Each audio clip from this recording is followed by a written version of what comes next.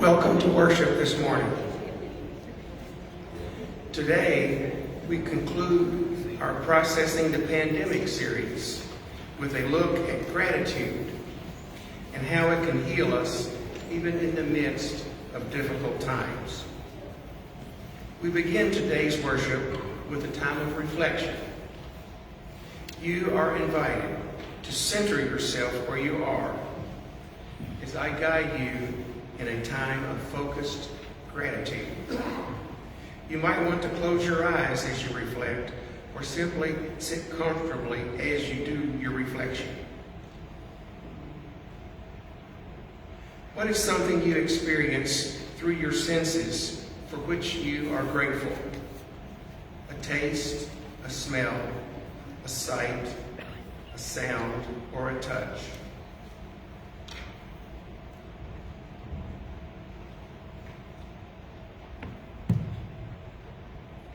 Who is someone for which you are grateful?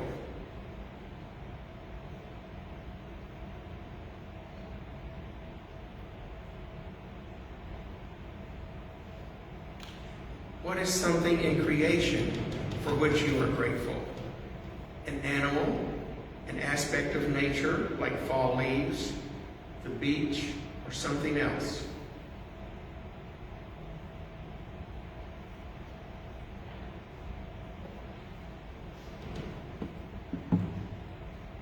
What is an opportunity you've had in life for which you are grateful?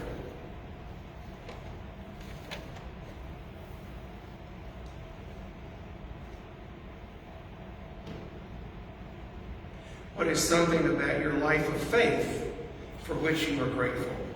Something learned or experienced? A way someone or the church itself has been significant in your life? Or a way you've grown in your faith at some point?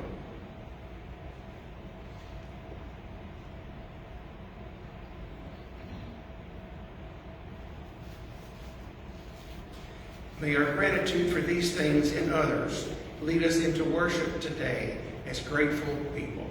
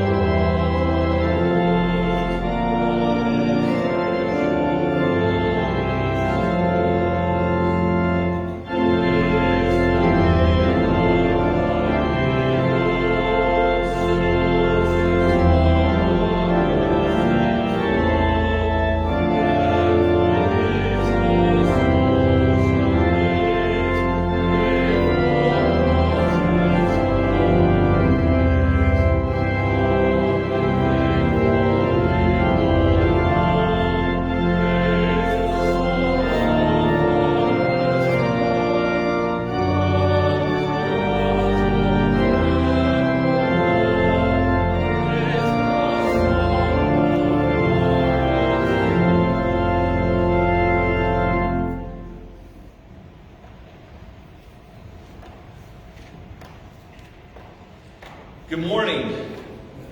It's good to be together here in this place this morning. I'm always grateful for us to be able to gather together in worship, whether it's you're engaging here in the sanctuary or via the live stream at home. I'm especially grateful and thankful today as we anticipate both our worship service this morning and then an ordination service a little bit later this afternoon. Advent night on Zoom tonight that's open to everyone. It's a good day in the life of our congregation. It's good to be here in this place this morning.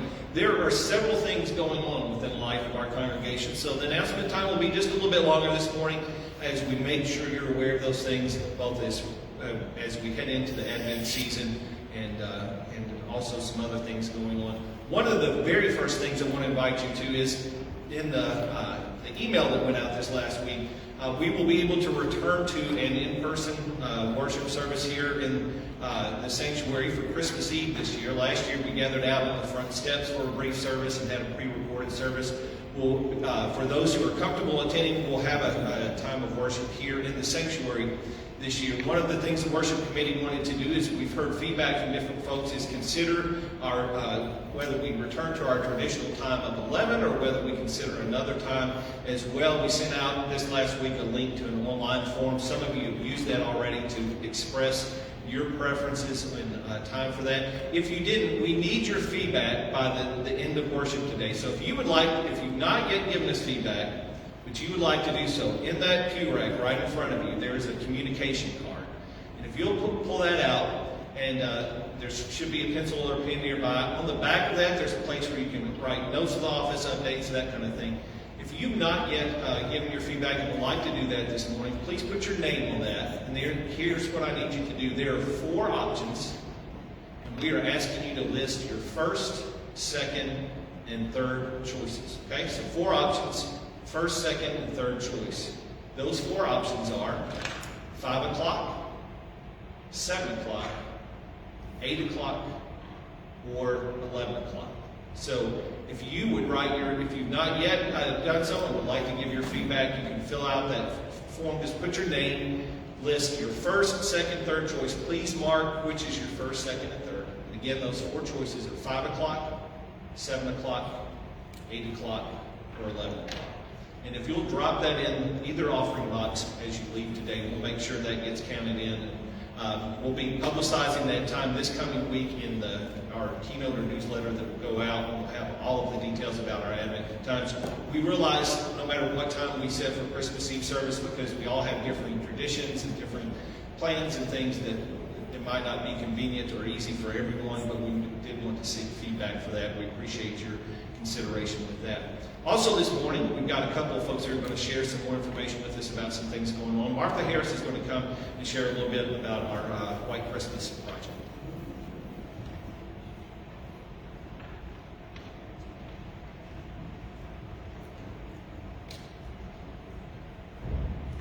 Good morning.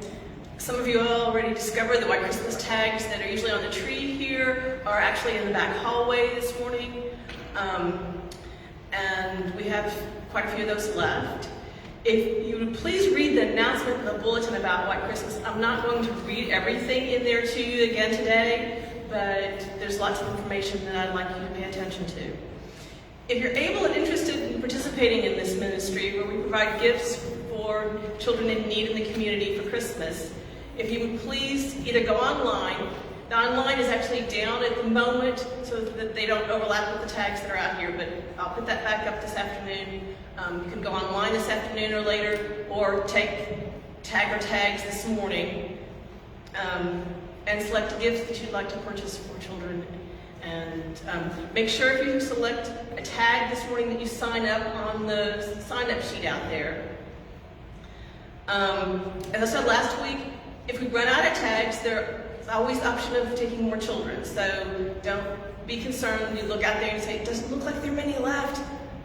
If you take as many as you'd like, and if we run out and think that there are people who still would like to purchase gifts, we'll adopt another child or two. Do purchase only what's listed on the tag, because we're trying to make sure that every child, particularly in a family, receives the same number of gifts. And our deadline is December 12th. We'd like to have all gifts either to the family coordinators, which are listed on the tags or online, or here to the church by the 12th. And you can bring them to church on the 12th if you like, or earlier. If you'd like to participate in this ministry, but you're unable to actually do the shopping, there are a couple ways you can do that. You can just make a donation to the church and label it White Christmas. We need that as soon as possible so that we can know how much money we have to choose for the gifts that we need. Or you can actually take a tag or sign up online and then just talk to the family coordinator and make arrangements for them to do the shopping for you. Other than that, again, as I said, please read the announcement carefully about all the little details. And if you have questions, contact me or the family coordinator and we'll be able to help you. This is the Sunday to think about thanks, and I thank you all so much for your generosity. Every year you make this ministry a huge success, and it's all because of you.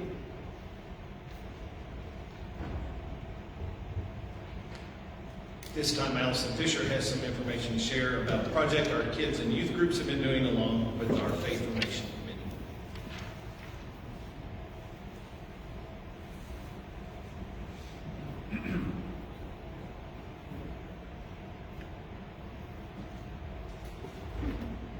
Good morning. When our formations group met about Advent, we really wanted to turn our focus this year where we're supposed to be, looking at not consumerism, but focusing on what we're waiting on exactly. And to that end, Aaron Cash put us on the Jesse tree ornaments, and it's something that the youth have been working on. Miss Malley has been working on them, and it's something that we would like to open up to the church too. So you will see as we get closer and closer to the baby Jesus' arrival, there will be some, these are Jesse tree ornaments going up around, and they represent different stories from the Bible. During Advent night tonight, the children will get coloring books where they get to color their own Jesse tree ornaments to put on their own tree. We also were thinking that this would be something that some families might get interested in doing, families of all ages. And so we have prepared, and they are sitting on this front pew, for each of the Jesse tree ornaments, and there are many of them.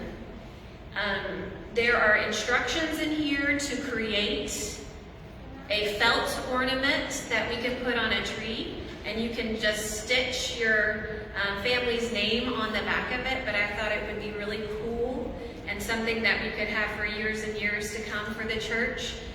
Little keepsakes that have been handmade from our church, and each one represents a different story of the Bible, and those are the stories that the children will be hearing and reading as they prepare and they wait for Advent. So it's something kind of special for them to do each night. I just brought 3 up so that you can see some examples. So there's one about the story of creation, and it's got the earth on it. All the supplies are in here for you, except for needle and thread. So if you want to pick up one of these, you can. This one is the story of Jacob and Isaac. Here's Joseph and his coat of many colors. And there are many more down there. I did take the Jonah one because I have a Jonas at home, and that's the New Testament version of that. So at first I was like, I'm not going to pick one, and then I saw the whale one and I couldn't help myself. But the rest are all down there for you to choose from. If it's something that you would enjoy doing and you would enjoy seeing your family's ornament on the tree, I encourage you to take one or more. Thank you.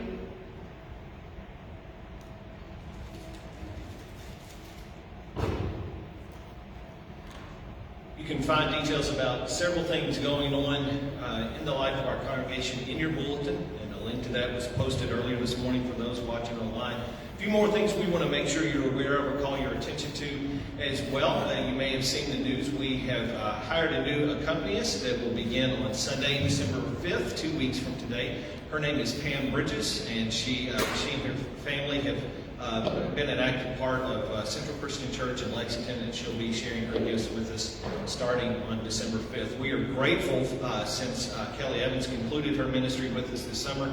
Dr. Cully Bell, often you may see him running back and forth a little bit. Some Sunday mornings playing the piano and the organ, both in some different pieces. We appreciate Cully's flexibility and his leadership and him sharing with his gifts in that way as well. Also, we are about to enter the season of Advent, as you've already heard, and we have some different resources for you as we begin that journey of Advent next Sunday. First off, we have Advent bags for every family or household within the congregation. And those include a devotional, some candles, and a tile for a simple Advent wreath for you to have at home, some lightings that you can do for those as well. Our Faith Formation Committee has made those available. You're invited and encouraged to pick up one of those on your way out this morning. Those are located in the lobby, the front lobby there. There are 2 tables, and you will find, for most folks, you will find your name, and if you have a picture from our directory that was done a couple of years ago, those are stapled to those bags, and that's how you'll know that's your bag. If you're looking back there, and they're in roughly alphabetical order as well, if for some reason you do not have one with your name already on it, we have 4 extra bags back there that you're welcome to take one of those. But those are for all families, all ages as well. Also, we have an Advent devotional booklet called Traveling with Our Ancestors that Faith Formation has made available. There's copies of that on the table back there and at that entrance as well. If you would like to pick up one of those, there's no charge for those, but we ask that you just do one per household, please, and those will be available until all 25 have been taken. We also have, as Allison mentioned, Advent night tonight at 5 o'clock. There's activities and things that our children will be participating in, but that is for all ages. So if you'd like to join us on Zoom tonight at 5, you're welcome to do that. We also have some decorating going on this coming Saturday at 9:30 here in the building. The worship committee will be preparing our building for Advent and Christmas if you'd like to help out with that. So several things going on. Also want to remind you and make sure you're aware, this afternoon at 2:30 here in the sanctuary, we will have an ordination service for Christy Messick. A little over 2 years ago, our congregation unanimously voted to support Christy and to sponsor her as a candidate for ordination within the Christian Church Disciples of Christ. Over the last couple of years, she has been meeting with the Committee on Ministry, completing the requirements for that. They, in turn, have recommended her as a candidate for ordination. So this afternoon, we'll have a special service of ordination for Christy. And I hope that if you're comfortable, you'll be able to be here for that service at 2:30. We will also be live streaming that on our Facebook page, just as we are this service as well, for those who can't make it in person this afternoon. But I hope that you'll join us for that. So lots of things going on. It's an exciting time, a significant time as we prepare to enter into the Advent season. We're grateful for all the ways God is at work in our midst. We do want to take some time this morning for prayer as well. And you can find prayer needs on the back of your bulletin as well. We continue to lift up both the Carr and the Marsh families and losses and pray for peace and comfort for them. You can find other concerns listed there in your bulletin as well. And we also want to take some time of reflection, continued reflection around gratitude this morning. Butch, in our call to worship this morning, led us in a brief time of reflection about gratitude, and I want to invite us into that space again in this time, and then I will pray for us. So where you are, I encourage you to center yourself as much as possible once again, and we'll have 3 more questions to frame our gratitude this morning. First off, I encourage you to think, what is something you've come to appreciate more during the pandemic?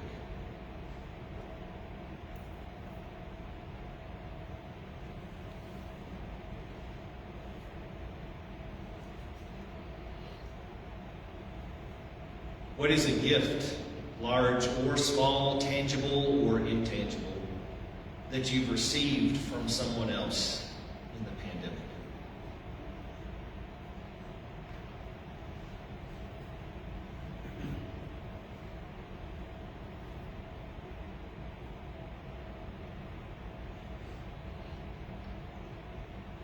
And lastly, what is a gift you've been able to share with someone else during the pandemic?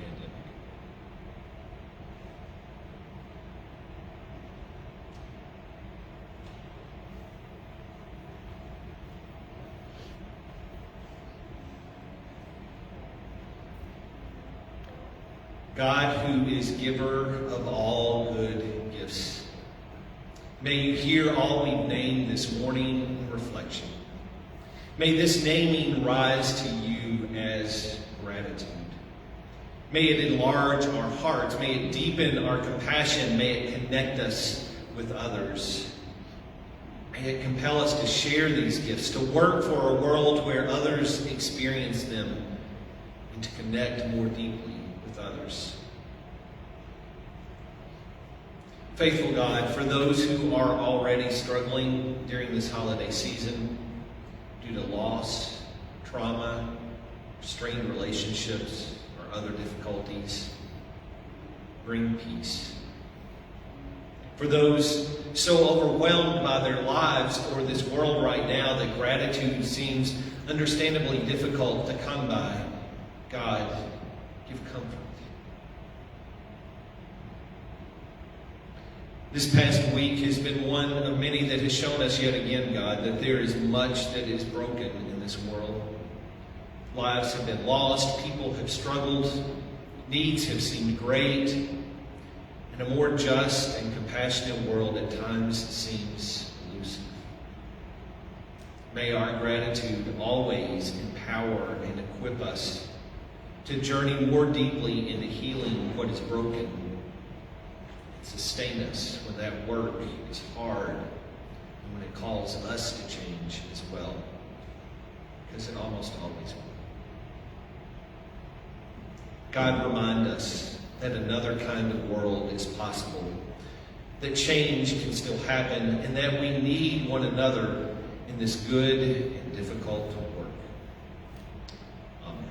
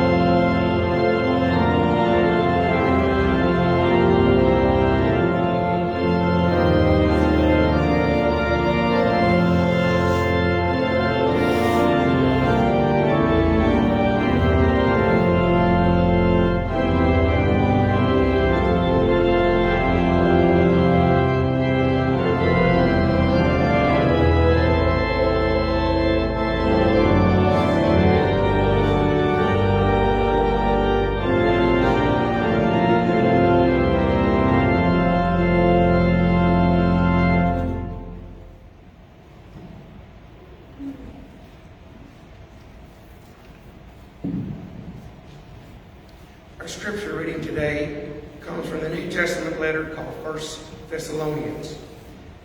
Many scholars believe it is the first of the 27 books in our New Testament to be written. In it, Paul offers instruction as well as encouragement to the group of Jesus followers in Thessalonica. In the closing section of the letter, from which today's scripture comes, Paul offers some guidance to them about their life together as a community of faith. 1 Thessalonians chapter 5, verses 15 through 18. Make sure no one repays a wrong with a wrong, but always pursue the good for each other and everyone else. Rejoice always. Pray continually. Give thanks in every situation, because this is God's will for you in Christ Jesus. The word of the Lord.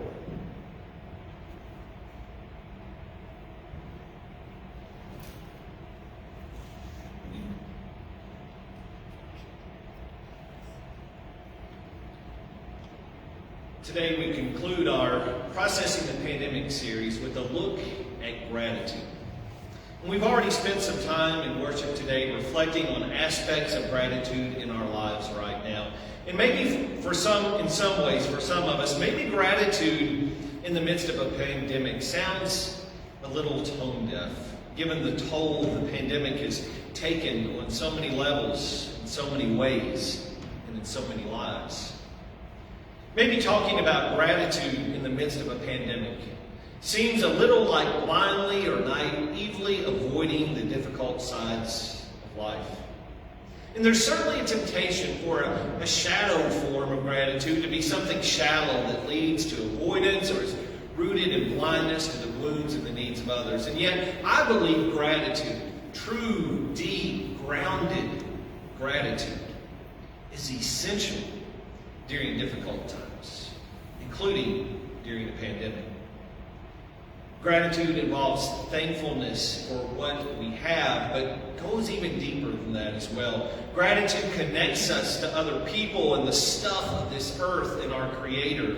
It fuels a deep sense of peace and joy that isn't even fully dependent on our circumstances and what we have either. Gratitude can change our lives and how we live. And because genuine gratitude leads us from me to we.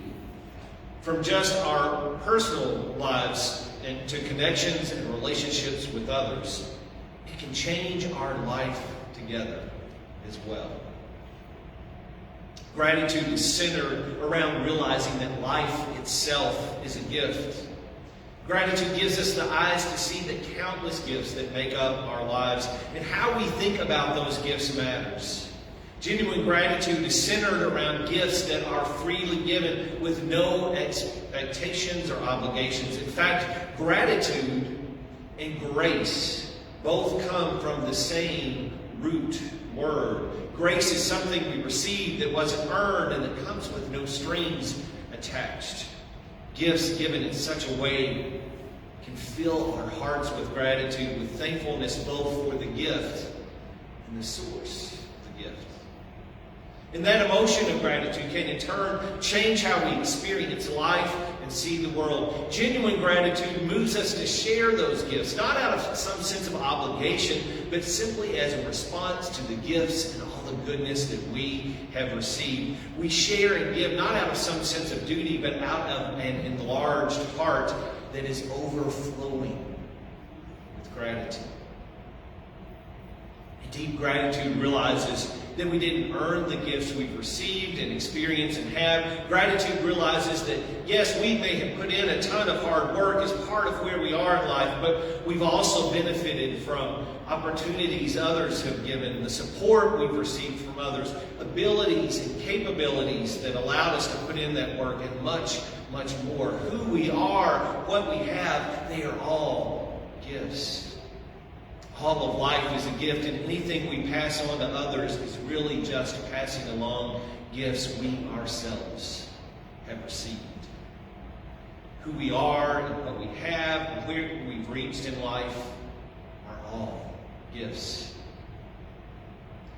James chapter 1 verse 17 says, "Every generous act of giving with every perfect gift is from above, coming down from the Father of lights, with whom there is no variation or shadow of change." The gifts of life come from God, who gives good gifts to all. And that doesn't mean that God gives us gifts as some kind of reward for our obedience or want something in return. That means God freely showers these good gifts on everyone. What about the things in life that aren't good gifts? What about mental health challenges, cancer, broken relationships, accidents? What about a pandemic and all the struggles that have gone along with it? What about the times in life when things are hard and life feels like anything but a gift?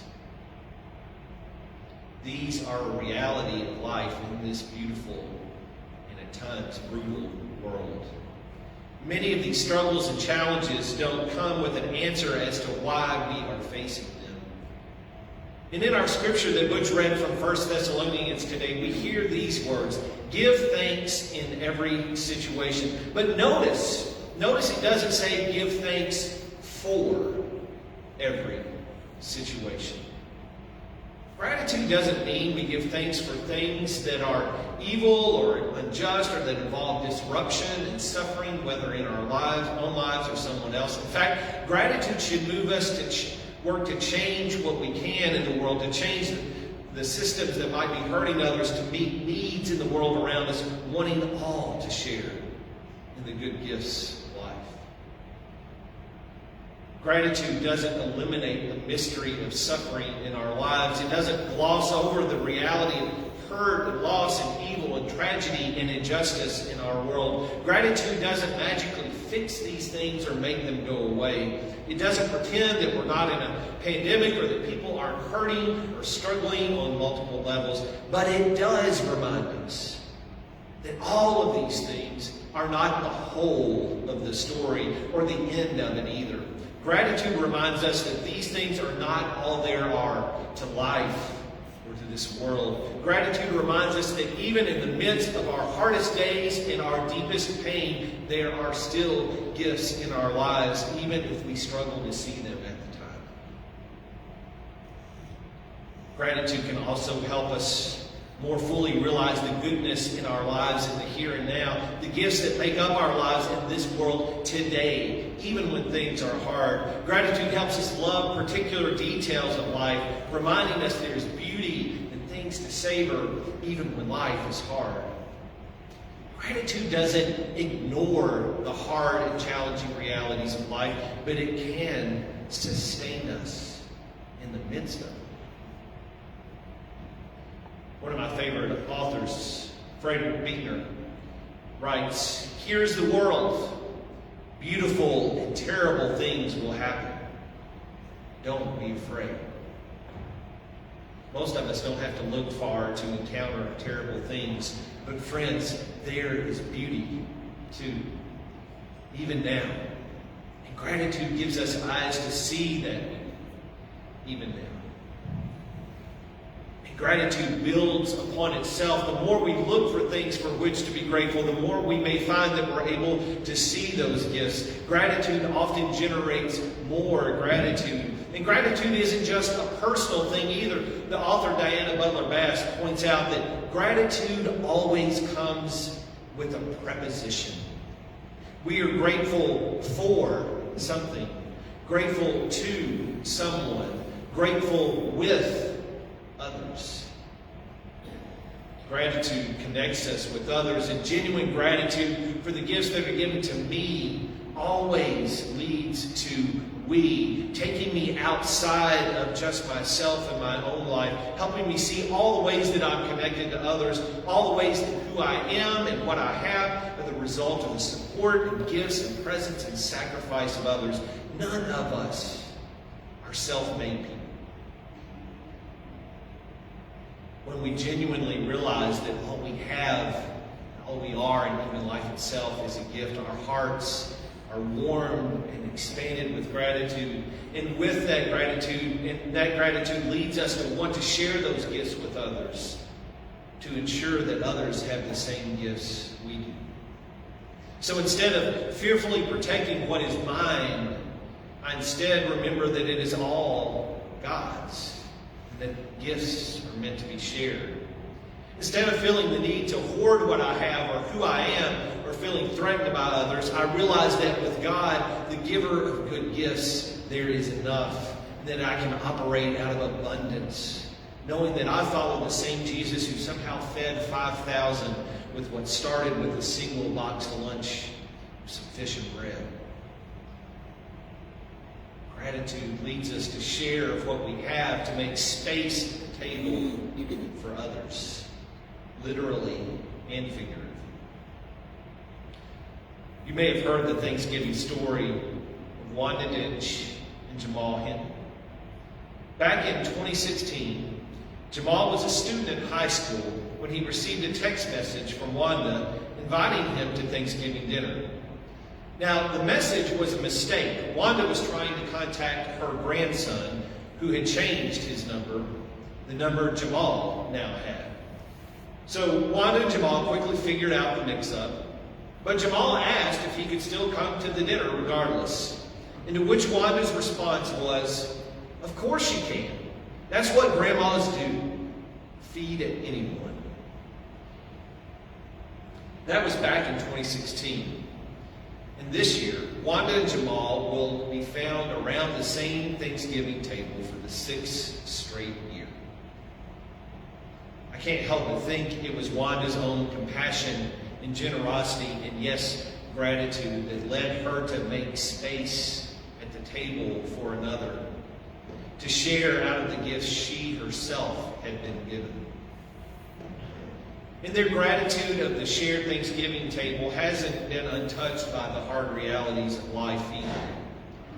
Last year, as they gathered for their dinner as a very small group in an outdoor setting due to their COVID precautions, they did so with an empty seat. Wanda's husband, Lonnie, lost his life to COVID earlier last year. Gratitude doesn't ignore the struggles of life or even the pandemic, but it does remind us there's more than just those struggles. It connects us with others as we share and make room, finding we in turn receive the gifts of connections with others along the way. Gratitude will always lead us to invite, make room, share.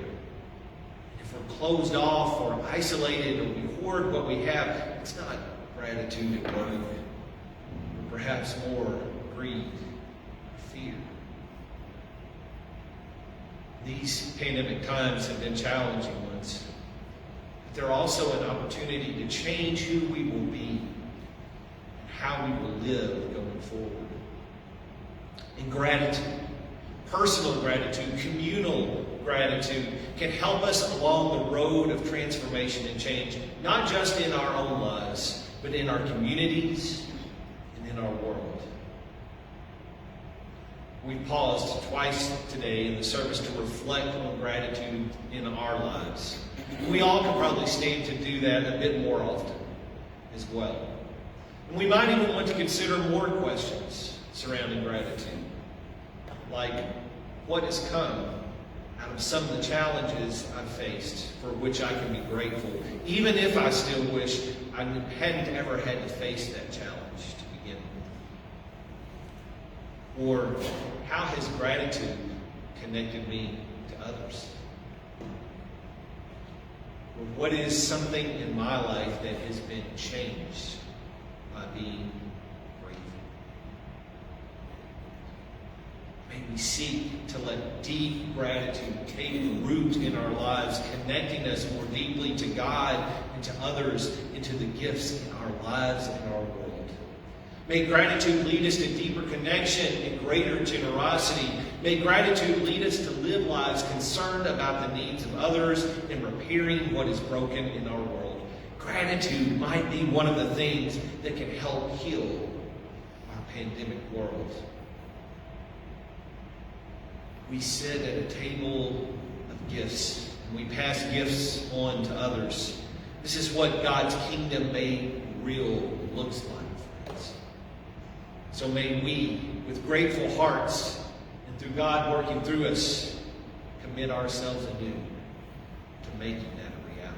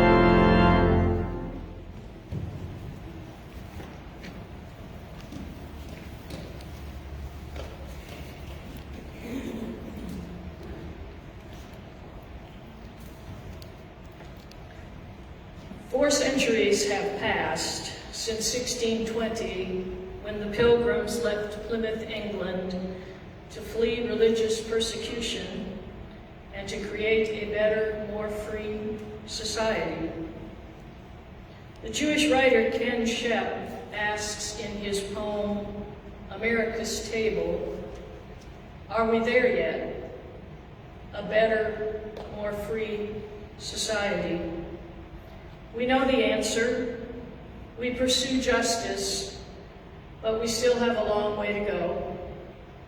We celebrate freedom, and yet we endlessly debate what it means to be free.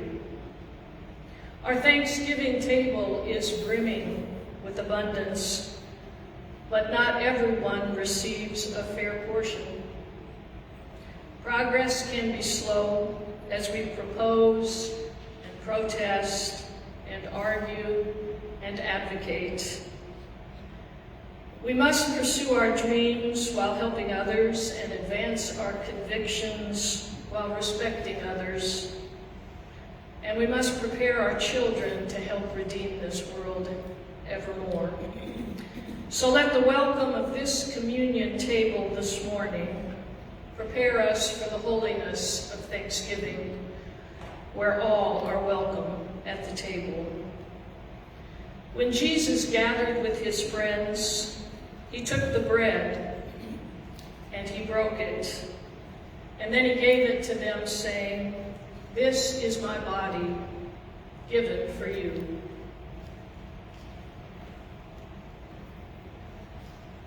In the same way, he took the cup and gave thanks, and then he passed it to them, saying, "This cup is poured out for you. It is the promise of God, made in my sacrifice. Each time you drink from this cup, remember me. The peace of the Lord be with you. Holy God, we thank you for calling us into existence by your word, for speaking your words of demand and grace through teachers and prophets, for promising that your words shall be written on our hearts, with all companions of Christ's way in every time and every place. We thank you for the word made flesh, and together we speak the words he taught his friends to say, praying, Our Father, who art in heaven, hallowed be thy name. Thy kingdom come, thy will be done, on earth as it is in heaven. Give us this day our daily bread, and forgive us our sin as we forgive those who have sinned against us. And lead us not into temptation, but deliver us from evil. For thine is the kingdom, and the power, and the glory forever. Amen.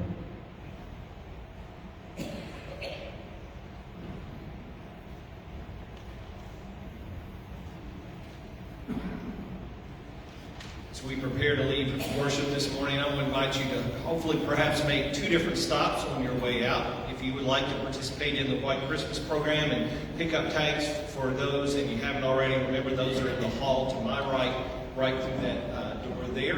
And then also please remember to pick up your Advent bag on the way out. And remind me, those are in the lobby in the back there. We'll be delivering those bags for those who are not here this morning to them this week, so that everyone has them prior to the first Sunday of Advent next Sunday. As we prepare to leave this morning, may you hear these words of benediction sending out. May we go as grateful people, savoring the gifts of this life. May we go as grateful people, sharing the gifts of life with others. May we go as grateful people to be a part of healing our world.